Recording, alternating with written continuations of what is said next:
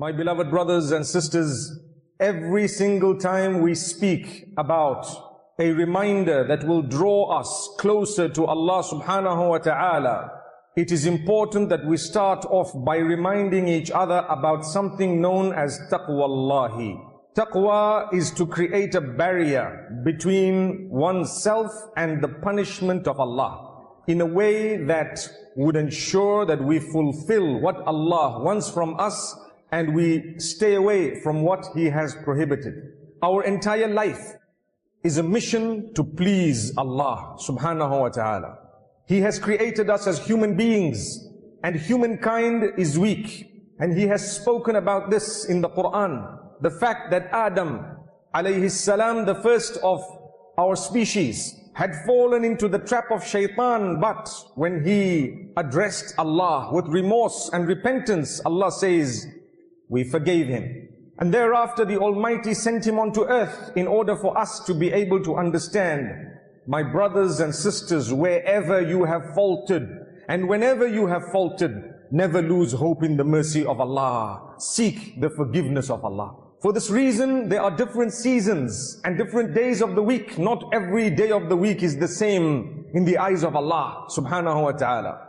Yes, every moment is a moment of tawbah and seeking forgiveness, indeed. But there is a moment in the darkest hours of the night that is far more blessed than any other moment, where we should not wait in order for that moment to arrive to seek the forgiveness of Allah when we have faltered, but rather we should repeat the repentance and the seeking of forgiveness at that time. Repetition. Say it again. If I commit a sin now, I must repent now. I must not wait for the time of the tahajjud, the last hours of the night, just before Salatul Fajr, to say, I will wait until that time because it is a blessed time and then I will seek forgiveness. I might die before that moment. My brothers, my sisters, don't wait for a season or a moment in order to seek forgiveness. Those seasons and moments are there in order for you to repeat and reiterate the fact that you have sought the forgiveness of Allah. And in the same way that we will not wait for the time of tahajjud to come before we seek forgiveness, we will not wait for a Friday to come before we become obedient to Allah.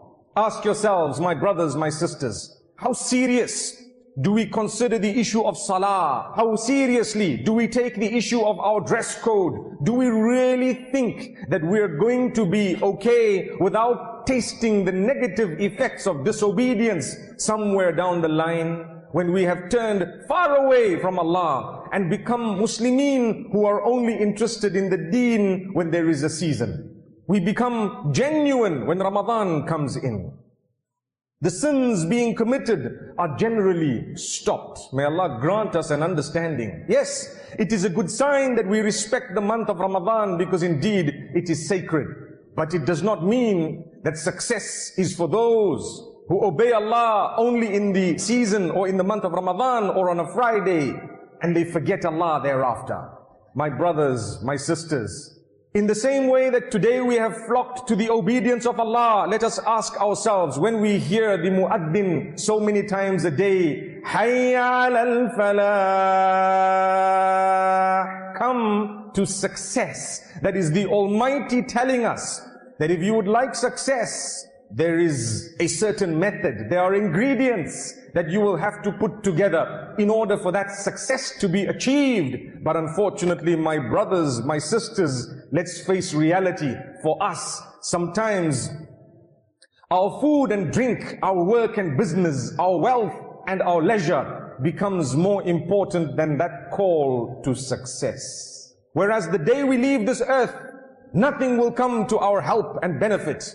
Look at those who have left the earth while they were wealthy, healthy, while they had the holidays of their lifetime, while they enjoyed their food and drink, they had family members and they did everything they wished. When they died, their clothes were removed and replaced with a shroud, and they were placed a few meters or at least a meter under the ground, and they were buried with the same soil that they were created from. And what helped them? Their deeds. Just like if you were to go to a country, you would need the currency that is acceptable in that country in order to make purchases. When we go into our grave, we would need the currency that is valid in that grave in order to make purchases. One might say, what purchases would one like to have in a grave?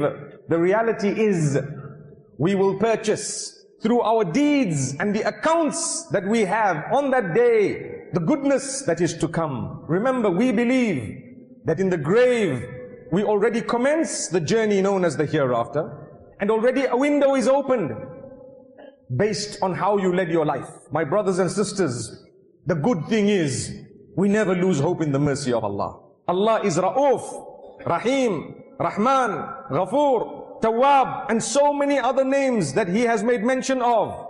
He is most forgiving. He often forgives. He loves those who seek forgiveness. He has a specialized type of forgiveness, and He has a common, general forgiveness for all. And His mercy encompasses all His creatures, not just humankind. And from amongst humankind, all of them, not just the Muslims. It's amazing how the mercy of Allah has been explained to us by Allah alone. And yet we lose hope in the mercy of Allah. The difficulty is, the devil continues to try. The traps of the devil are many. Don't allow yourself to become comfortable committing a sin, because it becomes an extension of who you are. If a sin is committed, you should feel regret and remorse. And if you feel regret and remorse, it is a true sign that you're a believer. Believers are not those who are angels alone, but from mankind, we are believers. And we do know that we will falter. But my brothers and sisters, the moment you decide that it's okay to falter, and we are human, so therefore we are forgiven and excused, so I will continue in my bad ways, that is the very moment that shaitan has got hold of you from a different angle. In the same way, we are very hopeful regarding the mercy of Allah. Never let the idea of the hope in the mercy of Allah make you become a person who commits a sin, claiming that Allah is going to forgive me.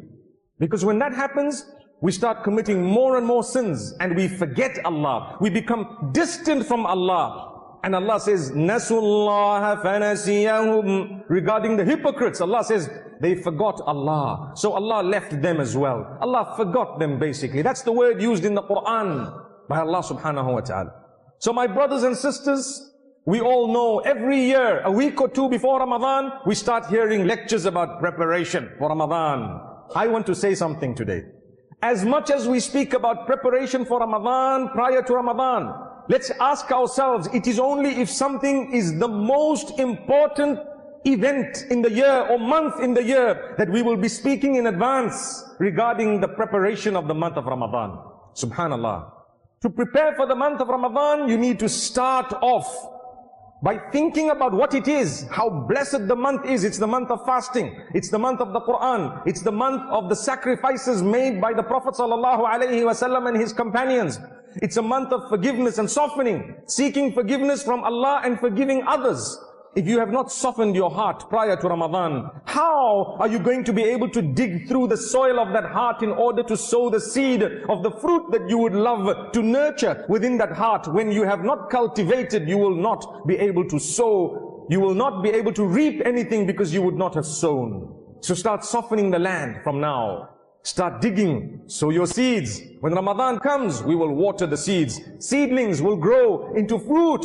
And on the day of Eid, we will pick from that fruit and we will declare the greatness of Allah. وَلِتُكْمِلُوا الْعِدَّةَ وَلِتُكَبِّرُوا اللَّهَ عَلَى مَا هَدَاكُمْ وَلَعَلَّكُمْ تَشْكُرُونَ. That day of Eid is in order for us to realize we've completed the prescription, and we will declare the greatness of Allah because of His guidance to us. So those who declare on the day of Eid, the takbir, they are declaring that greatness of Allah because they are celebrating the fact that Allah guided them. Allah guided them. Tukabbirullaha ala ma hadakum. Declaring the greatness of Allah upon the fact that Allah has guided you. Wow. Subhanallah Rabbil Alameen. Which means those who consider the day of Eid a day where they will close the Quran, those are the ones who have lost. A day where they will bring back the beer bottles, those are the ones who have lost. A day where they will bring back the adultery, the pornography, the other sins they may have been committing, the gambling, the hatred, etc., etc. Those are the ones who have lost, because Allah says those who declare the takbir truly deserve to celebrate on that day due to the fact that their lives have changed and they have achieved the guidance. My brothers, my sisters, within that month there is one night which is more powerful than, or more blessed than 1,000 months. Surely from now we need to ask ourselves, if I want to succeed in life, and every one of us would love to see success, I need to realize success in this lifetime is closely connected to the success of the hereafter. Subhanallah. Success and true success in this world is closely connected to your success in the hereafter. When you are bothered about what's going to happen to you after you are going to die, you will be able to prepare correctly and live a life of contentment. Unfortunately, many of us, may Allah forgive us and guide us, starting with myself, many of us consider materialism a source of success. When I can afford this car, this house, this watch, this phone, these accessories, this perfume, these holidays, these clothes, then I've succeeded. That is temporary, my brothers and sisters. When your salary is $1 million, it does not mean you have succeeded holistically. Rather, that success is very, very limited. It is only a portion, perhaps 5% of what we as believers would consider success. And for that reason, Allah's plan is always that those who have the world with them and the materialistic world with them are not necessarily the happiest. In fact, they are not from amongst the happy ones. Because happiness and contentment is achieved primarily by understanding Allah's plan. By understanding you have to worship Allah alone. You have to build a relationship with the one whom you're going to go back to one day, helplessly. I'm going to go back to Allah the day يَوْمَ لَا يَنْفَعُ مَالٌ وَلَا بَنُونَ إِلَّا مَنْ أَتَى اللَّهَ بِقَلْبٍ سَلِيمٍ. The day that your wealth and your children will not help except for the one who has qalbun salim, a pure, a clean, a healthy heart that is free of sickness and ailment and disease. And what is that ailment? If anyone has worshipped or associated partners besides Allah, with Allah, they have faltered. So my brothers and sisters, we have a beautiful month of Ramadan. Let us seek the forgiveness of Allah now. That's how we prepare for Ramadan. And in Ramadan, we will repeat it. And we will continue repeating it. When a Friday comes, we repeat it. When the time of the Tahajjud comes, we repeat it. That's what I want to say today. That your preparation for Ramadan is a commitment from now to say, I've started it. This is why the Prophet ﷺ in the month of Sha'ban, he used to fast a lot more than other months. It was the run-up to Ramadan, the softening. MashaAllah, we enter the masjid on a Friday, we notice a lot of the brothers reading the Quran. Walillahi alhamd, may Allah accept it from us. Your duty unto that word. And I started off mentioning a hadith that the best of speech is the speech of Allah. The best of words are the words of Allah. Connect yourself to the words of Allah. If you have a very successful businessman, a really successful person on earth, and there are so many names that spring to my mind right now about people who have achieved the millions and the billions, and they have a story. They've written about their lives. Many of us would know parts of that story. What about Allah? When Allah has told you that I have sent to you the most powerful message, and that is my word.